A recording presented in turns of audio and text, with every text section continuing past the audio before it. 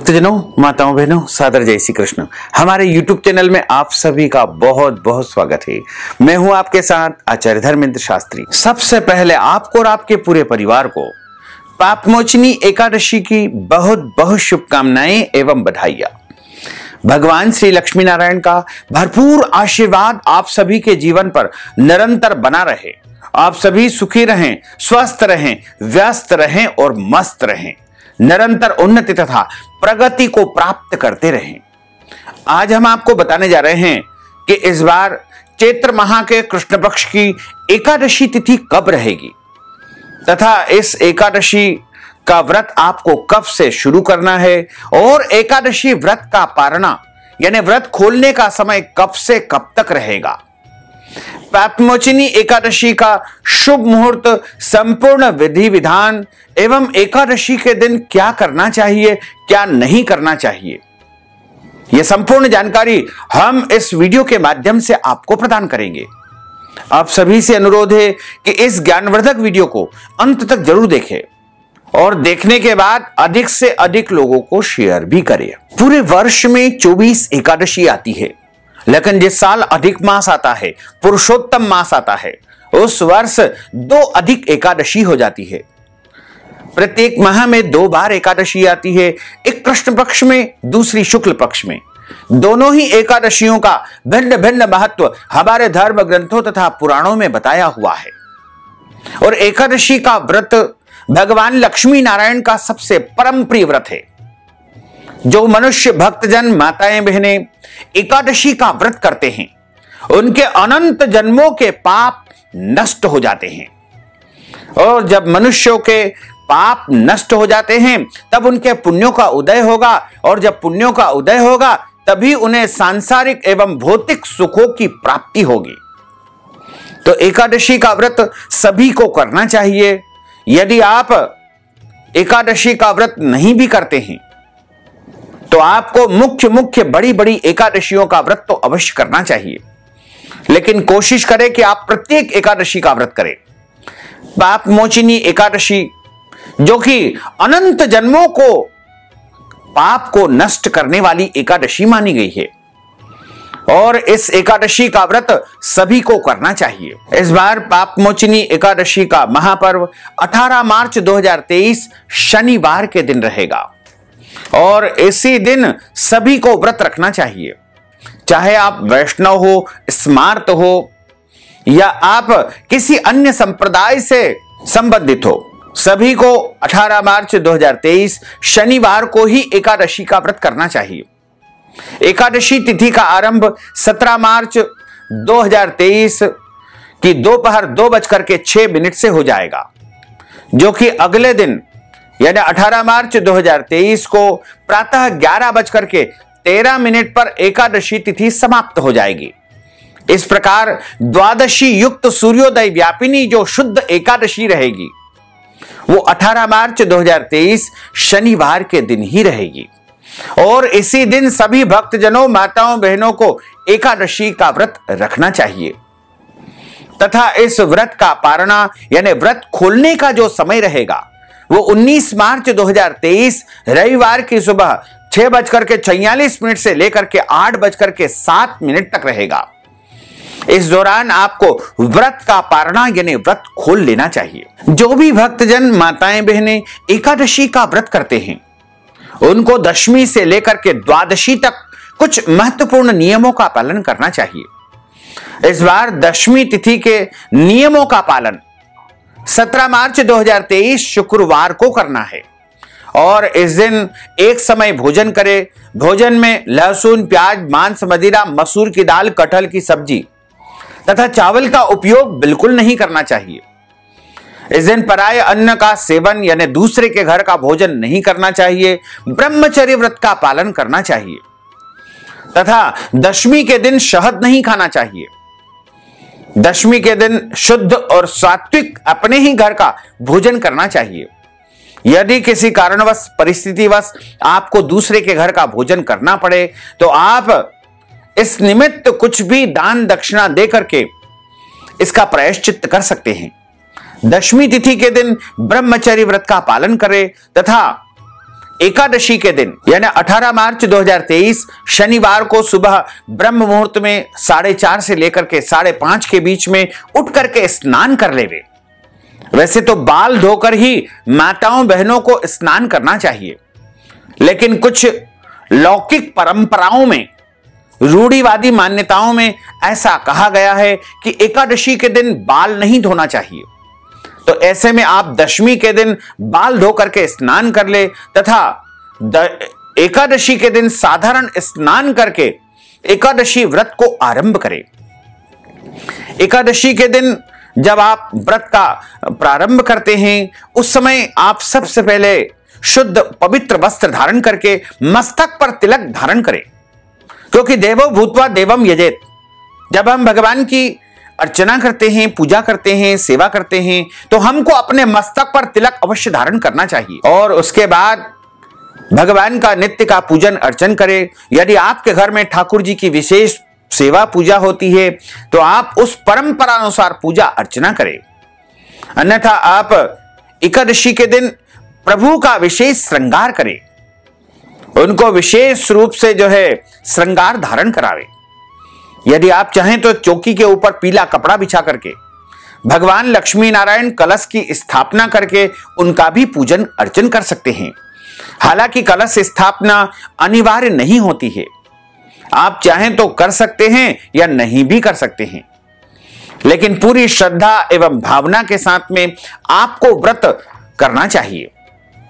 सबसे पहले सूर्य भगवान को जल चढ़ाएं, तुलसी माता को जल चढ़ाएं, गौ माता का पूजन करके उनको रोटी खिलाना चाहिए और एकादशी व्रत का संकल्प धारण करना चाहिए। व्रत का संकल्प सभी को धारण करना चाहिए, चाहे आप निष्काम व्रत करते हैं या सकाम व्रत करते हैं, दोनों ही परिस्थिति में आपको व्रत का संकल्प अवश्य धारण करना चाहिए। निष्काम का अर्थ होता है बिना किसी कामना के किए जाने वाले व्रत को निष्काम व्रत कहा जाता है, और सकाम व्रत का अर्थ होता है किसी कामना को लेकर के यदि आप व्रत का आरंभ करते हैं उसे सकाम व्रत कहा जाता है। दोनों ही परिस्थिति में आपको एकादशी व्रत का संकल्प अवश्य धारण करना चाहिए। संकल्प धारण करने के लिए सबसे पहले शुद्ध घी का दीपक प्रज्वलित करें और अपने सामने जल का पात्र रखें। आसन पर बैठ करके थाली में रोली, चंदन और अक्षत के स्थान पर जव अथवा तिल आपको रख लेना चाहिए और तुलसी जी का पत्ता रखे, पीले पुष्प रखे, सुपारी रखे, कुछ पैसे रखे और हाथ की मुद्रा को इस प्रकार रख करके हाथ के मध्य भाग में जल रखे, सुपारी रख करके और गंध अक्षत पुष्प अक्षत के स्थान पर जव या तिल के अक्षत रखना चाहिए। कुछ पैसे रख करके, पीला पुष्प रख करके, तुलसी जी के पत्ते रख करके सबसे पहले 3 बार ओम विष्णुवे नमः, ओम विष्णुवे नमः, ओम विष्णुवे नमः, ओम तिथिर्विष्णु स्थावारो नक्षत्रम विष्णुरेव च योगश्च करुणम विष्णु सर्वम विष्णुमयम जगत। ओम विष्णुर्विष्णुर्विष्णुः श्रीमद्भगवतो महापुरुषस्य विष्णोर आज्ञया प्रवर्तमानस्य अद्य श्री ब्रह्मणोन्हि द्वितीय परार्धे श्री श्वेतवारः कल्पे वैवस्वत्मन् मंत्रे अष्टाविंशतितमे कलियुगे कलि प्रथम चरणे भूर्लोके भारतवर्षे भरतखंडे जम्बूद्वीपे आर्यावर्तांतर्गत ब्रह्मवर्तैक देशे अवंतिकायां विशाला क्षेत्रे मध्य प्रदेशे भोपाल मंडलांतर्गते भोपाल नामनी नगरे संवत 2079 मासा नाम मासे पुण्य पवित्र मासे चैत्र मासे शुभे कृष्ण पक्षे अद्य पाप मोचन्याम एकादश्यायां पुण्यतिथ्योः मंदवासरान्वितायां मा श्रवण दिवस नक्षत्रे मकर राशि से श्री चंद्रे, मीन राशि से श्री देवराज गुरु, मीन राशि से श्री सूर्य, शेषेषु ग्रहेषु यथा यथम राशि स्थान स्थितसु एवं ग्रह गुण गण विशेषण विशिष्टायाम शुभ पुण्य तिथो। बोलिए मम आत्मनः। अपना नाम और गोत्र यहां पर उच्चारित कर लीजिएगा। यदि आपको अपना गोत्र याद नहीं है तो अपना पूरा नाम सरनेम के साथ उच्चारित करिएगा। यदि आप एकादशी का पुण्यफल अपने पूर्वजों को, मृतक परिजनों को प्रदान करना चाहते हैं, पितरों को देना चाहते हैं, तो उनका नाम गोत्र भी यहां पर आप उच्चारित कर सकते हैं। आयु आरोग्य ऐश्वर्य अभिवृद्ध्यर्थम अप्राप्त लक्ष्मी प्राप्त्यर्थम प्राप्त लक्ष्म्योश्चिरकाल संरक्षणार्थम सकल मनोचित कामना संसिद्ध्यर्थम लोके सभायाम राजद्वारे व्यापारे कृषि कार्ये सेवा कार्ये यश विजय लाभादि प्राप्त्यर्थम इह जन्मनि जन्मांतरे वा सकल दुरितोपशमनार्थम आदिदेविक आदिभौतिक आध्यात्मिक त्रिविध तापोपशमनार्थम कायिक वाचिक मानसिक सांसार्गिक दोष शमनार्थम अद्य दिवसे ही चैत्र मासे कृष्ण पक्षे पाप मोचन्याम एकादश्यायाम व्रत कर्माहम करिष्ये। इस प्रकार एकादशी व्रत का संकल्प प्रभु को समर्पित करने के बाद हाथ जोड़ करके प्रभु से निवेदन करें, भगवान से प्रार्थना करें कि हे प्रभु, आज हम एकादशी का व्रत आरंभ करने जा रहे हैं। आप पूरी शक्ति एवं सामर्थ्य हमें प्रदान करें कि हम पूरे विधि विधान निष्ठा से पूरी शक्ति एवं भावना के साथ में पाप मोचिनी एकादशी का व्रत कर सके। इस प्रकार आपका एकादशी व्रत आरंभ हो जाएगा। एकादशी के दिन किसी भी परिस्थिति में अन्न का सेवन बिल्कुल नहीं करना चाहिए। इस दिन आपको केवल और केवल फलाहार करना चाहिए। हमारे धर्म ग्रंथों और पुराणों में सर्वोत्तम फलाहार गाय का दूध, गाय के दूध से बनी वस्तुएं और सभी प्रकार के फल माने जाते हैं। लेकिन ध्यान रखें, फलाहार में कभी भी हल्दी का उपयोग नहीं करना चाहिए, सादे नमक का उपयोग नहीं करना चाहिए। इस दिन केवल फलाहार नमक, जो फलाहारी जिसे सेंधा नमक कहा जाता है, उसका ही उपयोग करना चाहिए। और इस दिन गलती से भी आपको चावल नहीं खाना चाहिए, घर में चावल भी नहीं बनाना चाहिए। और लहसुन, प्याज, मांस, मदिरा, अभक्ष, भक्षण, मसूर की दाल, कटहल की सब्जी का भी उपयोग एकादशी के दिन बिल्कुल नहीं करना चाहिए। इसी तरह एकादशी के दिन किसी भी प्रकार से कोई गलत, अनैतिक या पाप कर्म नहीं करना चाहिए। यदि आपके घर में जन्म अथवा मृत्यु का सूतक लगा हुआ हो तो आप व्रत करें, व्रत के नियमों का पालन करें, लेकिन भगवान का स्पर्श एवं पूजन नहीं करना चाहिए। तथा एकादशी के दिन झूठ न बोले, क्रोध न करे, लड़ाई झगड़ा वाद विवाद बिल्कुल नहीं करना चाहिए और किसी भी जीव का दिल नहीं दुखाना चाहिए। घर के बड़े बुजुर्ग, माता पिता, सास ससुर या अन्य वरिष्ठ जनों का अपमान अथवा अनादर आपको नहीं करना चाहिए। एकादशी के दिन पेड़ पौधों को काटना और छांटना भी वर्जित माना जाता है। प्रभु की सेवा के लिए आज्ञा लेकर के तुलसी जी के पत्ते तोड़ सकते हैं और पुष्प तोड़ सकते हैं, उसका कोई दोष नहीं है। और एकादशी के दिन कोई भी गलत कर्म, अनैतिक कर्म, पाप कर्म बिल्कुल नहीं करना चाहिए। शरीर से, मन से, वाणी से, किसी भी प्रकार से आपको गलत कर्म, पाप कर्म बिल्कुल नहीं करना चाहिए। तथा एकादशी के दिन ब्राह्मण के मुख से ही कथा सुनना चाहिए और कथा सुनने के बाद ब्राह्मण को यथाशक्ति दक्षिणा अवश्य देना चाहिए।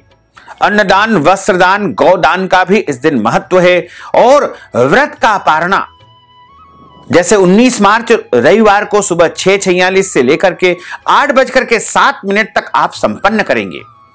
पारणा करते समय आप ब्राह्मण को भोजन करवाएं। भोजन नहीं करवा सकते हैं तो इस निमित्त आटा, दाल, चावल, सीधा सामग्री उनको दान करें। और यदि ये भी नहीं दे सकते हैं तो इस निमित्त नगद धन राशि ब्राह्मण को प्रदान करके एकादशी का पूरा पुण्य आप प्राप्त कर सकते हैं। उसके बाद ही व्रत का पारणा करें। व्रत का पारणा शुद्ध और सात्विक वस्तुओं से करना चाहिए। अगले दिन कोई और व्रत करना है तो आप फल या फलाहारी वस्तु से भी व्रत का पारणा कर सकते हैं। ध्यान रखें, व्रत का पारणा जिस दिन किया जाता है उस दिन लहसुन, प्याज, मांस, मदिरा, मसूर की दाल या कटहल की सब्जी का उपयोग नहीं करना चाहिए। हमेशा शुद्ध और सात्विक वस्तुओं से ही व्रत का पारणा करना चाहिए। और इस तरह यदि आप एकादशी का व्रत करेंगे तो निश्चित तौर से आपको एकादशी का पूरा पुण्य लाभ प्राप्त हो सकेगा। तो भक्तजनों, माताओं, बहनों, हमने जो ज्ञानवर्धक जानकारी आपको प्रदान की है उसको आप अधिक से अधिक लोगों को शेयर करिएगा, लाइक करिएगा, कमेंट करिएगा। और यदि अभी तक आपने सब्सक्राइब नहीं किया है तो अभी और इसी समय सब्सक्राइब अवश्य कर लीजिए। आपको और आपके पूरे परिवार को सादर जय श्री कृष्ण, सादर धन्यवाद।